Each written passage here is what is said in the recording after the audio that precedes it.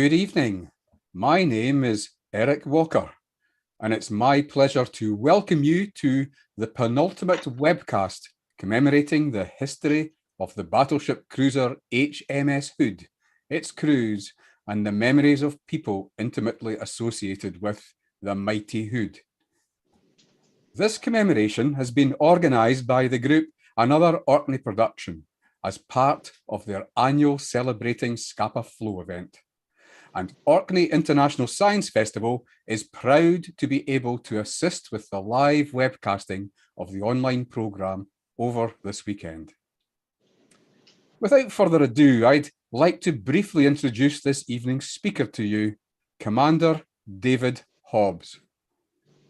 David served in the Royal Navy as a Fleet Air Arm pilot flying fixed-wing and rotary-wing aircraft. He then became curator and principal historian of the Fleet Air Arm Museum in Yeovilton in Somerset, before becoming a full-time author and lecturer in 2006.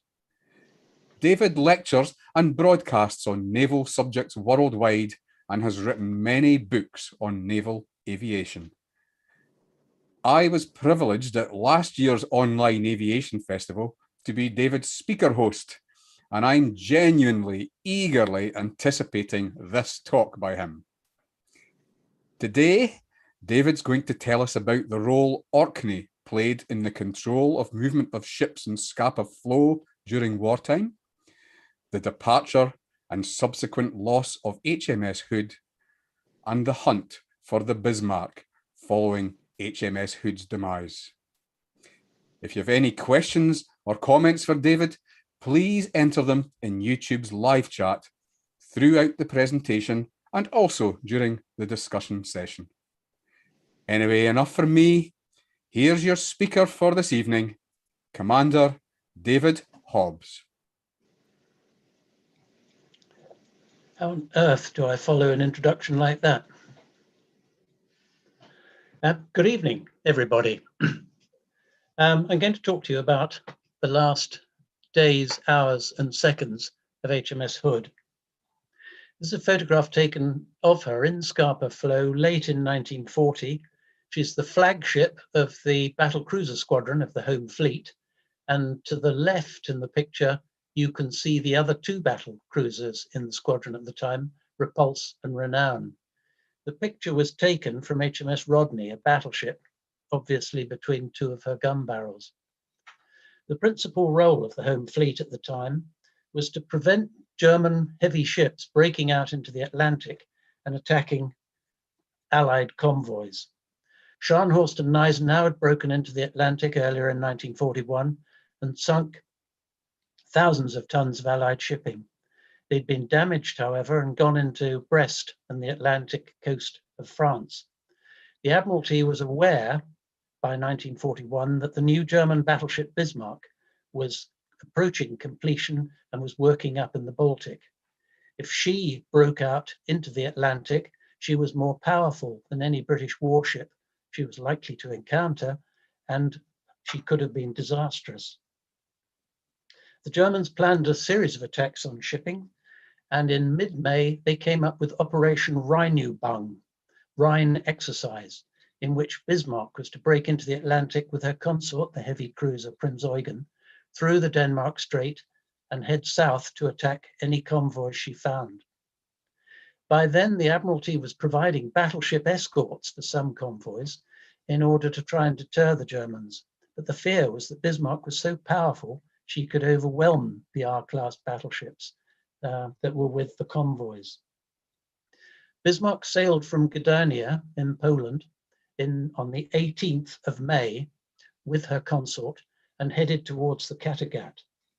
At 1500, on the 20th of May, she was seen by the Swedish cruiser Gotland, who reported the sighting to the Swedish Naval Command. Somebody in that command told the British Naval Attaché. He signalled the Admiralty in London, and the Admiralty knew that Bismarck was at sea. The Home Fleet had to take steps to stop her. At 1500, on the next day, she passed up to the Norwegian coast, stopped briefly at Kristiansand South, And at 0900 on the 21st of May, she anchored in Korsfjord near Bergen. Next slide, please. Where she was seen by a Spitfire photographic reconnaissance aircraft of RAF Coastal Command. This is Korsfjord looking down on her. There's a photograph taken at 1:30 on the 21st of May, 1941. My technical friend will show you which of these ships is Bismarck. There she is. And Prince Eugen, her consort, is anchored astern of her.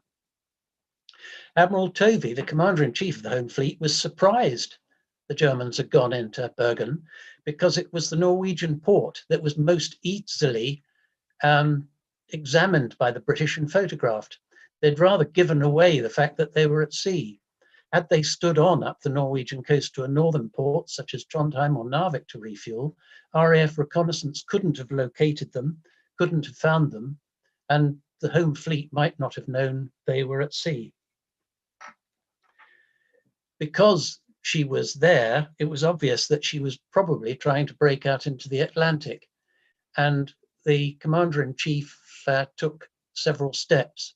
He had to know whether the ship had sailed or not. Next slide, please. This is Scapa Flow as it was in 1941, showing the defences. The main gate in and out of Scapa Flow was the Hoxha boom, which John will show you now. It was also defended, the entrance, by controlled minefields north and south of it, the red lines you can see there, by gun batteries, and by radar. So they would prevent enemy fast attack craft and submarines getting in, but it was a complicated process for the Home Fleet to get out. Hood and the other ships were moored north of Flotta Island to the east of Farah, and you can see the anti-torpedo nets that surrounded them.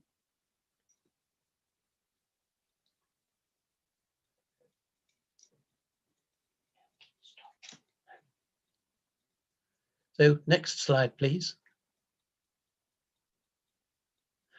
Before ships were ordered to sail, we have to work out what sailing meant. This is the Royal Navy's command headquarters in Scapa Flow during the war. It's the Wee Fee Command Centre, concrete bunker on Hoy Island above the naval base at RNAS. Looking out, you can see Scapa Flow in the distance and the island of Flotta. So from it, you could see on a clear day all the ships anchored in the flow. From here, when ships were ordered to sail, the whole organisation had to be set in train. Drifters had to be organised to open the gates through the nets so that the ships could pass. Guns had to be warned that there were British ship movements. All the ships had to be told precisely where and when they were going. All other authorities had to be aware there was a movement. The King's Harbour Master had to make sure that lighthouses were switched on and navigational lights were showing if it was a dark night. Although when Hood was ordered to sail, it was late on in the evening of the 21st, and it was never darker than twilight, even when she went through the boom. This is Wee Fee as it appears today. Next slide, please. Increased radio transmissions would have been detected by the Germans and given them the idea that the fleet might be preparing for sea. There were telephone and teleprinter lines to the Commander-in-Chief's, the buoy the Commander-in-Chief's flagship was on, and so messages could be sent by telephone. They could also be sent by flashing light, by flags, or by sending dispatches in a motorboat out to the ship. So in the electronic spectrum, sailing of Hood would have been silent. She was ordered out and she sailed through the Hoxha boom just after midnight, very early on the morning of the 22nd of May. Her initial orders were to head to Hvalfjord in Iceland with the brand new battleship, Prince of Wales in company, and 6 destroyers, to refuel and then stand by to back up the British cruiser patrols that were monitoring the gaps between Greenland and Iceland and the Faroes to detect any German ships that tried to break through. The Commander-in-Chief in his flagship, King George V, stayed in Scapa Flow, and it was vital that he knew whether the German ships had left Bergen and made their way to the north. Next slide, please. This is the Hoxha boom. It shows you the line of floats stretching out across the water. There are gates in it. You can see in this instance, they're open. There'd be a drifter on that. It would be open just long enough for the big ships to go through and then closed. The lighthouse on the right would only have been put on if it was absolutely necessary for the ships to use it to accurately navigate their way out. In order to find out whether Bismarck had sailed, the Commander-in-Chief wanted air reconnaissance. He asked RAF Coastal Command to fly across the North Sea to the Norwegian coast and find out if Bismarck had gone. The reply was that they couldn't because the weather had deteriorated in the eastern North Sea. There was low cloud, torrential rain, and their aircraft couldn't fly. So the Commander-in-Chief got on to Captain Fancourt, the captain of the Royal Naval Air Station at Hatston, and said that at all costs he was to find an aeroplane that could fly through the bad weather, get to Korsfjord, and find out if the enemy had sailed. The man he came up with to do it was, next slide please, Commander Hank Rotherham. He was the executive officer of the Naval Air Station at Hatston, but he was also one of the Royal Navy's longest serving and most qualified observers. If you look at his left sleeve, you can just see on this picture that he doesn't actually have a flying badge, although he was an observer. Flying badges or observers weren't brought in until 1942. Up until then, the Navy had taken the line that they were just another specialization that seaman officers could do. Although pilots wore wings on their left sleeve, observers didn't. Eventually, however, there was such a strong feeling from observers that they were embarrassed when they had to deal with their RAF or US Navy colleagues who said, "We thought you were aircrew," that eventually they produced an observer's badge. And that came in 1942, about a year after this. Rotherham chose an aircraft of 771 Naval Air Squadron based at Hatston, which was used for Fleet Requirements Unit. They carried out mock attacks on ships to show them how enemy aircraft would attack them. They towed targets which home fleet ships could shoot at to practice their anti-aircraft gunnery. The particular aircraft he chose was an American-built light bomber called a Martin Maryland. It could fly at over 300 knots at medium altitude and had the range to get to Korsfjord and back again. As his crew, he chose Lieutenant Goddard, the senior pilot of the squadron, and leading airmen Armstrong and Milne, his normal two telegraphist air gunners. They didn't normally fly with an observer because 771 aircraft didn't fly far enough out over the sea in order to need them. But in this instance, they obviously did. Next slide, please. This is the actual Maryland that they flew. It's parked at the eastern end of the hangars at Hatston, and you can see out and across the Sound to the north from it. The single pilot sat where you can see the man in the darker clothing standing on the wing. That's him. The one telegraphist air gunner was in the cockpit aft of that, where he had the radio, telephone and communications equipment. The second telegraphist air gunner was in the ventral gun position underneath the roundel aft. And the observer sat in the glazed cockpit nose. The aircraft had an intercom system, but it was extremely unreliable, often failed, and the squadron had installed a voice pipe to connect the pilot and the two tags, but not the observer. So the only means of communication the observer had, if the communications failed, was to poke messages written on paper through a hole in the bulkhead between his glass cockpit and the pilot's cockpit aft of him. They took off on a bright sunny day at 1700 on the 22nd of May, flew north to Fair Isle and then due east towards Bergen. Their plan was to aim deliberately south of their target so that if they weren't sure where they made landfall, they knew they had to turn north and then find Korsfjord. As they flew east, the weather got worse and worse. The cloud got lower and lower. By the time they were halfway across the North Sea, they found themselves at 50 feet in torrential rain just under the cloud base in appalling conditions. They had to climb for a while, then came down. They came down several times so that Rotherham could look at the sea surface and calculate what the wind was so that he could accurately amend their heading as necessary to make the landfall he wanted. Fortunately, as they began to get close to the Norwegian coast, the cloud began to break up. They saw the land ahead and they saw the island that they'd chosen as their aiming point dead on. They turned north as planned, entered Korsfjord, found that the Bismarck had sailed, and at that point the intercom failed. Rotherham wrote down a message to be sent urgently to the commander-in-chief, poked it through the hole in the bulkhead to the pilot, who shouted it down the voice pipe to the telegraphist air gunner. He got on to the coastal command frequency, which is what they'd been briefed to use, since the reconnaissance in that part of the North Sea was an RAF coastal command responsibility.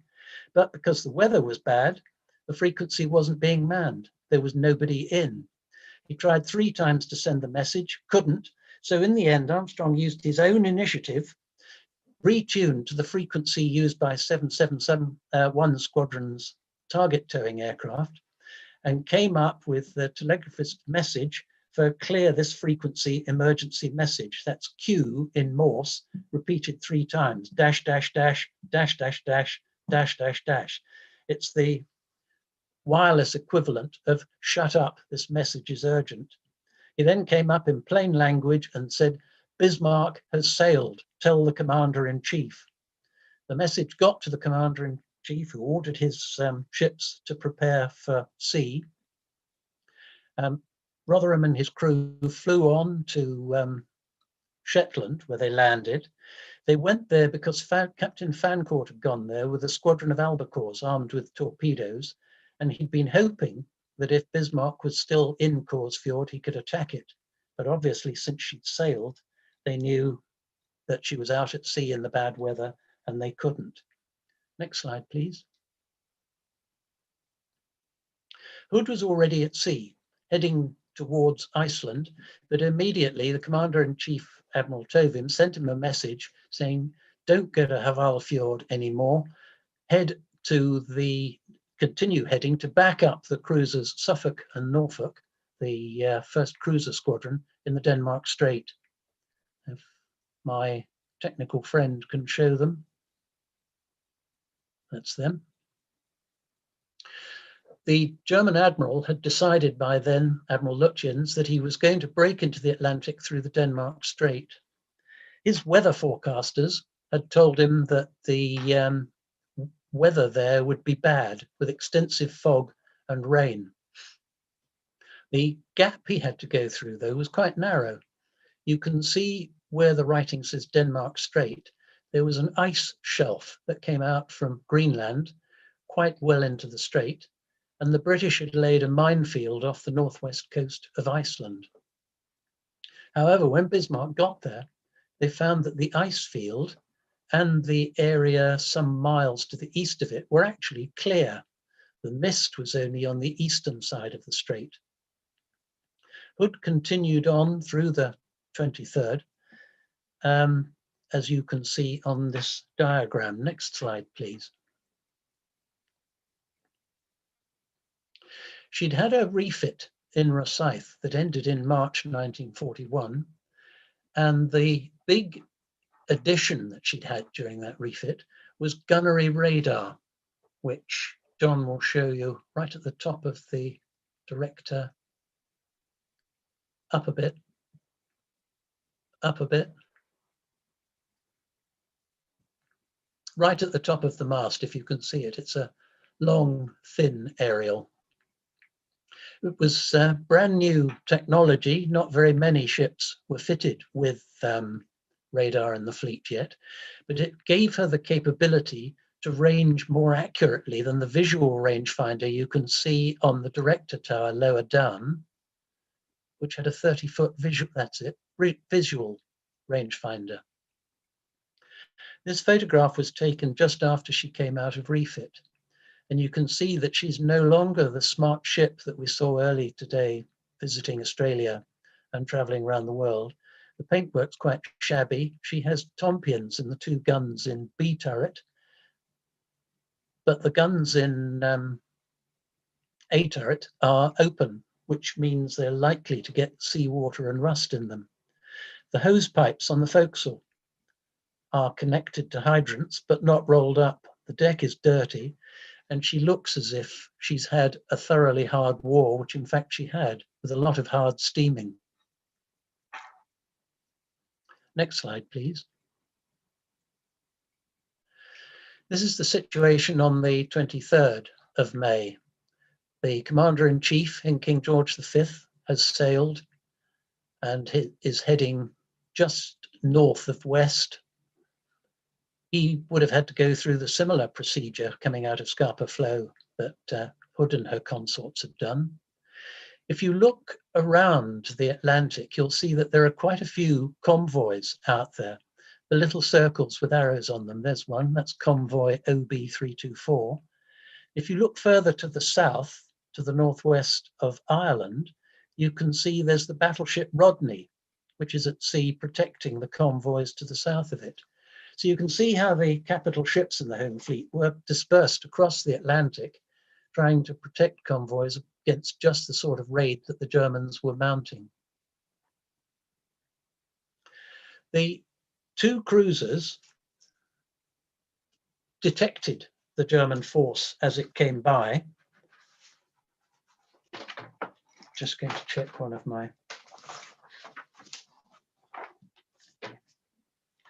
On the 23rd of May, at 7:22 in the evening, Suffolk was just on the edge of the mist when she saw Bismarck approaching her from the north, bearing 020 at only 7 miles. Before she was seen, she ducked into the mist and waited while Bismarck and Prinz Eugen went past her at high speed, and then got into position astern of her and began to shadow. Norfolk, in which Admiral Wake Walker was serving, the flag officer, 1st Cruiser Squadron, with one of them on either quarter, they followed the two German ships down the Denmark Strait. Suffolk was also fitted with a gunnery radar, and she used it to maintain contact with Bismarck. They began to send out a series of enemy reports, both to the Admiralty, which rebroadcast them to the Home Fleet, and to a growing number of ships that were being concentrated in the Atlantic to oppose them, and to Hood. Admiral Holland, you can see him here off the southwest coast of Iceland, picked up those enemy reports and plotted a course so that he would intercept the enemy ships, and headed a course just north of west to intercept them. We seem to have had a, that's better. We're back on. So this is the situation at 7:22 on the 23rd. Hood knows where the enemy are. She's heading to intercept. The Commander-in-Chief is coming up astern. The two German ships don't know there are British capital ships at sea, but they do know they're being followed by two cruisers. And they begin to take steps to try and lose them, turning into the mist, firing at them. And unfortunately, just as Hood is getting into a tactically advantageous position, the cruisers lost touch and stopped sending reports. Admiral Holland wasn't too sure what to do. The Germans might, of course, have made a radical alteration of course. So he decided to search to the north for a while and then turn on south ahead of them. He'd only been in the job for 12 days. He'd taken over from Vice Admiral Whitworth, and so he hadn't had any time to formulate new battle plans of his own. So he inherited his predecessor's plan, which was to try and use speed to gain advantage in an engagement against a German heavy ship. Holland's original plan was to try and get ahead of the German ships so that he could come at them from the bow with a very high closing speed. As we've heard several other speakers say, Hood's deck armour was relatively thin. She was vulnerable to plunging long-range fire from 15-inch shells a long way out. She was less vulnerable inside 13,000 yards. So Holland's plan was to close the enemy as quickly as he could to get within 13,000 yards so that enemy gunfire, instead of following a high parabola, would be low, hitting the side of the ship or the up-deck armour at an angle. However, because contact had been lost, his bearing drew astern. He was no longer ahead of the German ships, and he was going to have to come at them from the quarter, overtaking them rather than from ahead. Next slide, please. We saw this photograph earlier today, but it's got some interesting points. You can see the sea state. It's moderately choppy. Both ships have turned their turrets away from the spray that's breaking over their upper deck in order that you don't get saltwater ingress through the directors' openings in the fronts of the turrets or down the barrels. Hood, by this stage, with all the extra armour and additions that had been added to her, sat 3 feet 9 inches lower in the water than her designed waterline. And you can see here the quarterdeck is practically awash. This is generally reckoned to be the last photograph ever taken of her as an operational warship. It's taken from Prince of Wales, just under the 3 of the guns of Prince of Wales A turret. And that's indicative. You can't see the 4th barrel. And that's probably because she still had a contractor's working party of 90 engineers on board trying to get her guns to work. As I said earlier, Prince of Wales was brand new. She was so brand new that she hadn't carried out a workup, and a lot of her technical systems weren't yet working properly. Next slide, please. This is an earlier photograph, but I've included it because it shows Hood exactly as she would have appeared in the German rangefinders. She would have come up at them. They would have been on her starboard bow. You can see the director on top of the tripod foremast there. The main director on top of her armoured conning tower, trained on the target. You can see that A and B turrets are trained on the target, and that X and Y turrets can't quite bear round onto it because the superstructure is in the way. That's called closed A arcs. In other words, the arc of fire aft, the turret can't train on it. That's how Hood went into action, trying to close the enemy as quickly as possible. She could only use her forward 2 turrets, halving her firepower. If you look at the forward turrets, you can see the left-hand gun, it's the right-hand one in each turret as we look at it, is raised. The other one is down in the loading position. And that's the way you would normally start an engagement, with 1 gun in each turret firing for a total of 4 if all bore, while the other one reloaded. 15-inch gun could fire a round with a worked-up crew about every 30 seconds. So by firing 1 gun while the other reloaded, you could put out a shell about every 15 seconds. Notice that even though the sea isn't that bad, she's completely covered in spray forward, which would have hampered her visual rangefinders. And again, there are waves breaking over the quarterdeck. Next slide, please. This is Admiral Holland, the flag officer. He fought the ship from the compass platform of Hood. He sat in the captain's chair with his flag captain, Captain Carr, stood to his right, and some of his key staff officers near him, the navigating officer, the staff gunnery officer, and others. Fortunately, 2 of the survivors were also on the compass platform, so we do have some idea what happened in the minutes leading up to Hood's loss. The other survivor was down in the close range armament on the boat deck. So we have some idea of what happened in that area. But for the rest of the ship, the things that were going on inside the hull, we have no idea, I'm afraid. As I said, Holland's idea was to close the German ships as quickly as possible and to fight a decisive action at close range. Next slide, please. And this is the track as it happened on the morning of the 24th of May. The brief battle of the Denmark Strait, in which Hood and Prince of Wales brought Bismarck to action. You can see they were heading on course of 240.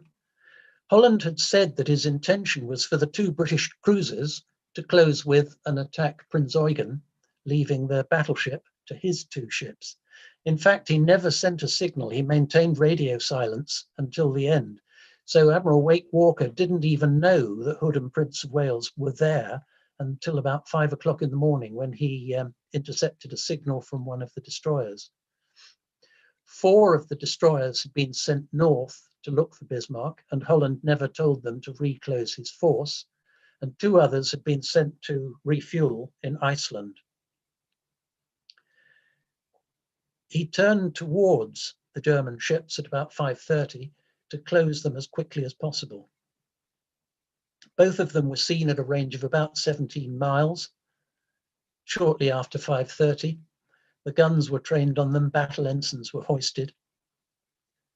You can see here that they closed towards. Fire was opened by Hood at 5:52 at a range of 26,000 yards, that's 13 nautical miles, and by Prince of Wales a minute later. Midshipman Dundas reckoned that Hood managed to fire 5 salvos from her forward guns and 1 from the after guns. You can see at 5:55 she turned to port, and in fact when she blew up there was an order for her to turn further to port in order to bring her after turrets to bear. Shortly after the battle started, Prinz Eugen hit Hood on the boat deck and detonated some of the ready-use ammunition lockers there, which had ammunition for the 4-inch anti-aircraft guns and the unrotated projectile anti-aircraft armament, and started a fire, a cordite fire. Sheets of flame, a pink glow, were seen from the British cruisers to the north and Prince of Wales, which was closer at hand. Ready-use ammunition began to explode and caused severe casualties amongst the guns crews on the boat deck and the damage control parties and those who were sheltering under the bridge deck. It burnt fiercely for about 3 or 4 minutes and then went out. Shortly before 6 o'clock, Captain Leach, the captain of Prince of Wales, who was 4 cables away, that's only 800 yards on Hood's quarter, saw 4 German shells falling towards Hood. Believe it or not, you can actually see a shell in flight, especially if you're behind it or relatively in front of it. He saw 2 of them miss left, 1 missed right, and he saw 1 hit Hood as near her mainmast. And the fact that he saw the shell hit her caused him to keep looking at her through his binoculars. And at 6 o'clock, he saw, next slide, please,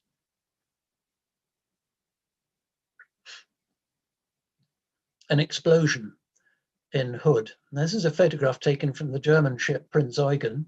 It shows Hood detonating. You can see the pall of smoke from the fire on the boat deck that had caused so much execution amongst the close-range guns crew. You can see the catastrophic explosion aft, and you can just about make out the smoke further left where Prince of Wales was. Next slide, please. Afterwards, at the Board of Inquiry, Captain Leach drew this. It's what he saw. And you can see the ship looks pretty much the same as she did in that last photograph. Captain Leach described it as looking like a blowtorch shooting towards the sky, where he saw the shell hit her near the mainmast. He saw flames and fire shoot forward. Ordinary signalman Briggs on the compass platform said he saw a sheet of flame shoot past the compass platform. They were all knocked off their feet, fell down and got up again. He remembers there being a period of calm for a few seconds in which he distinctly heard the quartermaster say up the voice pipe, "Steering's gone, sir," and Captain Kerr almost automatically saying, "Switch to the emergency steering." Then all of a sudden and inexorably, the ship began to roll fast to port. Briggs and Midshipman Dundas managed to get out of the compass platform. The other survivor, able seaman Tilburn, on the port boat deck, managed to strip off his double coat and get away as well. And say the detonation you see here happened just before 6 o'clock. By 3 minutes after 6, she was gone, underwater. Out of 1,418 men on her, only 3 were left floating in the water. The remaining 1,415 died. Next slide, please.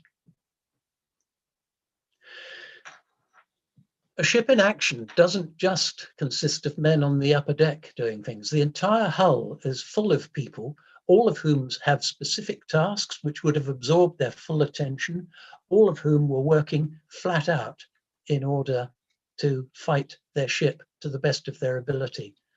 What I'm going to do now is talk you quickly through how the forward gun mountings worked to give you some idea what men were doing when they met their death. When you look at this, you can see at the bottom the square looking red boxes. That's the double bottom we saw being laid down at John Brown's yard. Just above that is the shell room, and all the little yellow objects you see are 15-inch shells. Each of them weighs a ton. The moving mass of machinery for each turret weighed 860 tons. So you can see the armored turret at the top, but below that is a working chamber, and then running all the way down to the shell room is the rotating trunking. Men in the shell room would lift shells using chain hoists, manhandle them along overhead rails to the point you see there where they go onto a tray. That would the space there would normally be kept closed by an anti or a flash door. It would be open to let the shell through into an armored cage. The cage would then be raised. Above the shell room, you can see the magazine in which the cordite propellant was stowed. The brown objects you can see here are tubes in which the cordite propellant was stowed. They would have to be opened, the propellant brought out and taken to a handling room next to the trunking, from which they too would be rolled through flash-tight doors onto another lift. There were 4 quarter charges, each of which weighed 100 pounds, which meant they could be manhandled. Once they were loaded into their armored lift, the shell lift would come up, lock onto the bottom of it, and be carried up the trunking, which my friend will now show you there. Once up, one of 2 things could happen. You can see there's a yellow shell there in a bin. That's ready use ammunition in case the supply from the shell room is slowed or stopped for any reason. Just above that is the gun ring at the bottom of the working chamber. Another team of men would be working inside there. You can see some of the machinery. The mushroom-shaped object there is the engine that turned. At the bottom of it is a gear wheel that would turn the turret. Just to the right of that, you can see an angled grey bar. Just left of that a bit, left a bit. That's it. That would carry the gun loading cage. So once the ammunition came up from low down in the hull, it would stop in its armor box. The gun loading cage would be brought down to the rear of that box, and 2 rammers would push the propellant and the shell back into the gun loading cage. The gun worker up in the turret would work a series of levers, like the gear levers in a car. That would bring the cage up to behind the breech. You can see the yellow breech there. And by manipulating his levers, he would work a hydraulic rammer that would shove the 15-inch shell from the armored box into the gun. He would then pull another lever which would drop down 2 of the 4 quarter charges. He'd depress a foot pedal. The rammer would then push them in. If it pushed them in to the same extent it would push the shell in, it would squash the cordite, cause an awful mess and maybe a fire. Withdraw the rammer, press his foot pedal again, second 2 quarter charges in, ram them closed, breech worker would close the gun, make the gun ready switch. That would light a light in the director, and it was there that the man had the trigger, the director. When he saw the 4 guns, or 8 if you were firing broadsides, all gun ready lamps were on, he'd pull the trigger and fire. The guns were kept on continuous aim all the time. Each gun took 70 men to work it, 140 per turret, 280 per double turret, and you can do the maths for the rest of it.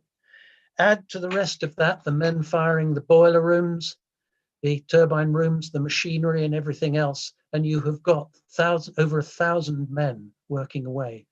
All of them died, except for 3, within the space of 3 minutes. The detonation aft, the sheet of flame that went through the machinery spaces forward, and then another detonation forward, left. Next slide, please.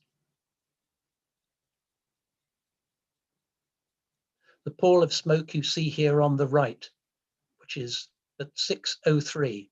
At 6 o'clock, Hood was a living, fighting ship firing at the enemy. At 6:03, she'd gone, leaving just a pall of smoke on the surface. The smoke you can see on the left is Prince of Wales, which had turned away by then, suffering her own damage.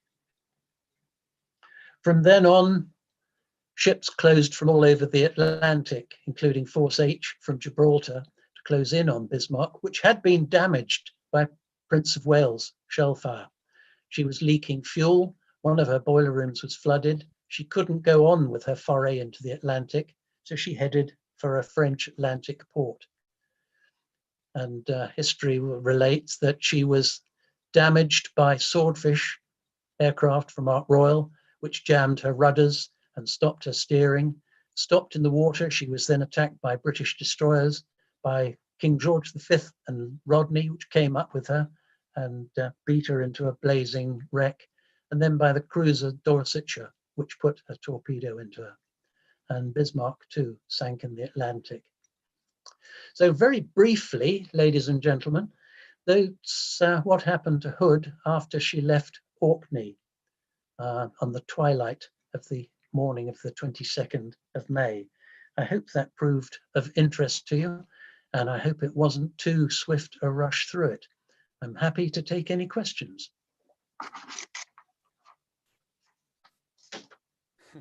David, what a story. Your research, as usual, has been absolutely thorough, your presentation top class, and I am well and truly gobsmacked. Before I go on to the questions and comments coming in through YouTube, I have never heard of that story about the plane and crew flying from Hatston before. I mean, these guys, sorry, David, on you go, yeah. Well, yesterday we talked about teamwork. Teamwork in the Royal Navy isn't just about the men who man a ship. Teamwork is about the whole service. The reason why Rotherham and his team got through that awful weather to find out that she'd sailed is because they knew how important it was. They knew men's lives depended on it. For Coastal Command, I suspect it was just, well, it was something they did, and if the weather was too bad, they wouldn't do it. They didn't realize what it was that was at stake. Yeah, I know. I mean, these guys, they were truly dedicated and you know, oh so brave, you know, with a capital B, you know. Got immediate decorations. Rotherham got a DSO, Goddard got a DSC. Armstrong, who used his initiative to come up on the emergency broadcast, got a DSM. Unfortunately, Milne, who did actually shoot at German anti-aircraft gunners, they fired at them as they made their way out to sea. just got the thanks of his other crew members for firing back at the anti-aircraft guns, but he didn't get a medal. Oh, geez, that's a shame. Yeah, I mean, these guys were absolutely crucial at the early stages of that hunting and finding the Bismarck, basically. You know, without them, it would never have happened, would it? It just would never have been. Hatston had an important role to play. It was a static aircraft carrier as far as the Home Fleet was concerned. Aircraft from Hatston sank the first major warship ever to be sunk by aircraft in history. There's Hank Rotherham's flight. 828 Squadron with their Albacores might possibly have attacked Bismarck if Rotherham had found it. They were ready to go. They deployed to the Shetland Islands and they were by their aeroplanes with torpedoes loaded. So Hatston played an important part in all this. I was going to ask, where the Spitfire that first sort of spotted and photographed the Bismarck after being alerted by Sweden in the Norwegian fjord, where would that have been based, David?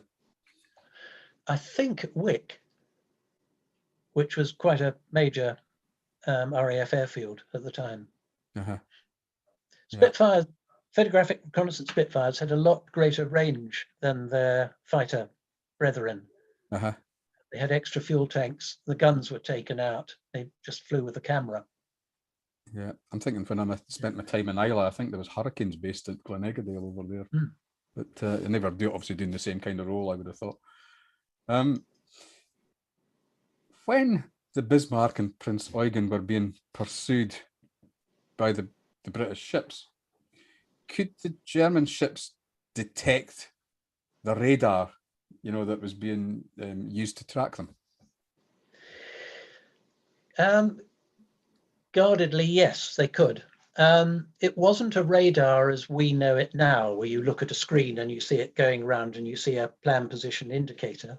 The set they were using was a gunnery radar that transmitted a fixed beam, and a man with a hand wheel had to move the director to sweep it through the target. And then you saw an A scan, a bit like an oscilloscope. As you went through a target, you got a bleep. So the Germans wouldn't have known necessarily that they were within the set's range, but they knew they were being interrogated. And of course, they would have developed tactics to cope with that. I mean, that's the whole. That's another thing that comes out. And one of the delightful things when you start looking into a subject, the delightful thing is how much you find out that you didn't know and how much more you find out. And one of the interesting things is that radar was brand new in the Navy at the time. In the middle of 1940, there were only 3 ships in the Royal Navy fitted with, no, actually 5 ships in the Royal Navy frontline fitted with radar. It was so new that people weren't entirely sure how to use it to best advantage. There's the lovely story of the midshipman who was told, stand on the bridge of the battleship and you'll hear things coming out of a voice pipe. Write down everything that's said.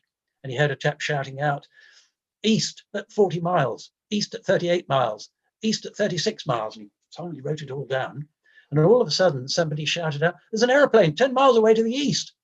An enemy aeroplane. And they shot at it and it flew away. And half an hour later, somebody said, there's 40 miles, 080, 38 miles, etc. coming in. And he noticed that just at the point where the voice of his voice pipe was saying 10 miles, somebody said, there's another enemy aeroplane. And it suddenly dawned on him that the enemy aircraft were doing what the voice pipe said they did. But nobody was doing anything about it because it was a trial to see if the radar worked. Cool. It was that new. Radar means a lot to me. My birth town and hometown was Brechin, where Sir Robert Watson Watt was born. So it means a lot to me, that one. Yeah. There's 2 questions that kind of related. These ones. It's how did naval ships get such accuracy in aiming and delivering shells? You know, the Hood. Well, all the ships were hit from such a distance. You have a fire control system. On top of the conning tower, there's a director on which you saw that 30-foot arm. In each of those, there's a lens, a bit like the periscope in a submarine, only sideways. The British used coincidence range finding, where you looked through them, and by turning a dial, you saw two images of the ship. You wound one down to put the masthead on the waterline, and that would give you an angle if you knew the height of the ship, and that would give you a range. The better way of doing it, of course, once they got good at it, was to use the Type 284 radar, which would give you a range to within a yard. You have a bearing on the enemy. You would work out, by looking at it, what the enemy's course was relative to yours and speed was. In the bowels of the ship, you have what's called a transmitting station, in which there was an analog computer. And in most battleships, including Hood, it was manned by the Royal Marines Band. And you would have lots of little brass handles on it. On it, you would have target, inclination, course and speed, own inclination, course and speed. You would have little inputs where you could put in wind, temperature, and everything else. And that would give you a pointer. When the turrets were told to follow the director, they would be brought onto a bearing that was given to them by the computer in the transmitting station that would enable a shell time of flight to go, say, opening fire at 26,000 yards, 13 miles. Time of flight would be about a minute. So you're not shooting at where your target is, you're shooting at where the Mark V Dreyer analog computer says it will be in a minute's time. Now, that's because I think you may have actually, I think you've probably answered this this other question. It was, how stable were the gun platforms in choppy seas? And it's got to understand that modern ships use, computerized control to account for, all the motion nowadays, and they put it in. But obviously ships would be stabilized, and the mounting itself, in a lot of cases, would be stabilized. And the case of Hood, you relied on the fact that she was the thick end of 48,000 tons. And although she was wet fore and aft, it took quite a lot to move her. I've just got some feedback for you. Oh, sorry, David. If you thought that your barrels were moving, the other thing you have to compensate for, by the way, is barrel droop. If the barrels were so long, they are actually measurably drooping. Only by being an amateur astronomer, I understand that with telescope. Yeah, it's enough to be a few yards, 13 miles away. Okay. If it was rough and you were uncertain that you were going to get an accurate fire control solution, the other thing would be to do a ladder shoot, where you'd fire a round that you knew was short. And when you saw it short, you'd up it 100, up it 100, up it 100, until you saw one go over. Then you'd wind back and shoot at that. Cool. When you thought you'd got a straddle with 4, you would probably go for broadsides. Put as much fire as you could. If you can, yeah. Just to let you know, William Sutherland has confirmed that Wick is correct, David, for the Spitfire, the Coastal Command Spitfire. Good. And Patricia Long, she's referred to Robert Watson Watt's professor at Dundee was William Peddy from Papa Westray. Ah. Yeah, there you go. Yeah, so that's something real. Good. He took Watson Watt on as an assistant when he graduated and got him interested in radio waves. So the link is much closer than we think it is, isn't it? Prince of Wales also had a Type 284 gunnery radar, and that was another interesting feature, that they operated on very similar frequencies, Hood and Prince of Wales 284s, and it's not certain that Hood used her because she may have had interference from Prince of Wales radar. We know Prince of Wales used her. It may be that Hood had interference and didn't. She relied on optical rangefinders. Did Hood hit Bismarck? No. She initially opened fire on Prinz Eugen, which was leading, because they misidentified the leading ship. They assumed it would be Bismarck. It wasn't. The reason for that was that Admiral Lütjens wanted his battleship at the rear so that he could turn and fire at the 2 cruisers. He didn't want the 2 cruisers to be able to sneak up on Prinz Eugen and take her out before he could do anything about it. Prince of Wales spotted from the outset that Bismarck was the right-hand ship, the one astern, and opened fire on her from the outset and hit her with her 6 salvos, which, considering she was an unworked up brand new ship with several guns that weren't working and she had a turret ring jam, is a very creditable performance. Certainly is. I've got a question here. The Bismarck, it took the route through the Denmark Strait rather than trying to go the more direct route between the Faroes and Iceland. Was that to reduce the risk of encountering Royal Navy ships or patrols? Lutyens thought the mist there would help him, and he thought he stood more chance. It's the law of probabilities. The longer the route you take, the more ground the Brits have to cover to stop you. If he'd come through the Iceland-Faroes gap, it wasn't as far for the Brits to go. And as far as he knew, there would be more assets searching it, both aircraft and ships.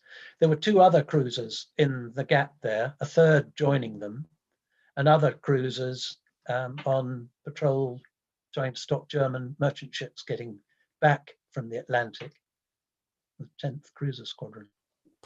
No. Here's another one. Would it have been the case that if the Bismarck had got out into the Atlantic, it would have been just about impossible to track her, since she would have been beyond their aerial reconnaissance? Or not quite so. There were Force H had sailed from Gibraltar. There were ships sailing from Halifax. The Admiralty robbed every convoy of destroyers. The destroyers that attacked Bismarck on the night before she was sunk were taken away from a convoy. No, once they'd got her, they got her. Mm-hmm. And Ark Royal was at sea and tracking her with her aircraft. There was a sword fishing contact with her all the time. I expect the determination as well after the Hood sinking, the blood would have been up, and it's sometimes ascribed to a desire to avenge the Hood. I don't think it was that so much as the realization of what could happen to a convoy. I mean, don't forget there'd been the incident of Rawalpindi, of Captain Kennedy, an armed merchant cruiser, basically a liner with a few 6-inch guns put on it, had tried to defend its convoy against Scharnhorst and Gneisenau and been lost, fighting to the end to try and give the convoy time to scatter. So people were only too well aware of what would happen to a convoy if a German capital ship came up with it. So I think the determination was not so much to avenge the Hood as to make sure that the threat of German heavy ships breaking into the convoy lanes in the Atlantic didn't happen. Yeah, it's all about keeping your head when others are around or losing theirs, isn't it? Yeah. Yeah. I think this will be the last question, David. So it's a biggie. I'm sure there's whole books on this subject. It's about the first shell that the Hood, that it caused such damage. How could that shell? How could it get through the armoring? You know. Hood, basically, she was upgraded. We mentioned earlier that 5,000 tons of armor was added to her, but it was done piecemeal. It was done as a 1-inch layer on one deck, a 2-inch layer on the next deck, etc. So a shell only had to defeat a relatively thin armor plate and then go on through a next one. By the end of the First World War, the British Constructors Department had realized that you were much better off, instead of a series of thin layers of armor, having one really thick armored layer. That's what Prince of Wales had. I think something like a 5-inch armored deck. Basically, she was an outdated design and she was vulnerable to 15-inch shell fire. I mean, ultimately, you can armor any ship as extensively as you like, and it's still going to be vulnerable to something. The tragedy with Hood is that a shell from Bismarck's 5th salvo penetrated down at a glancing angle straight down into the magazine and detonated in it. So, yeah, she was armored to the same level as a Queen Elizabeth class battleship, or Royal Oak, as we heard, but that armour had to be spread over a much bigger area of deck and a bigger ship.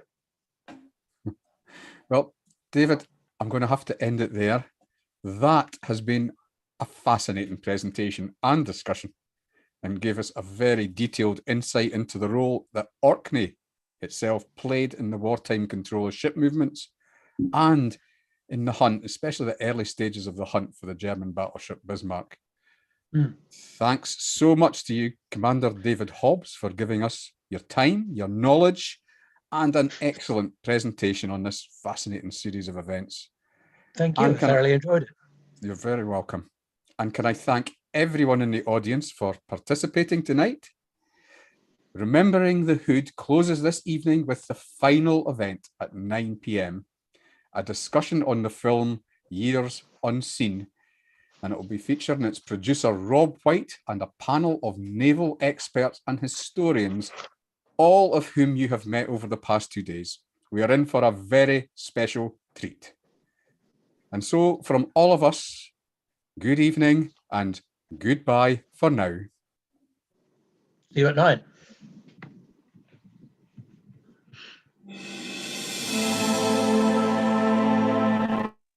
I could leave it on, I suppose.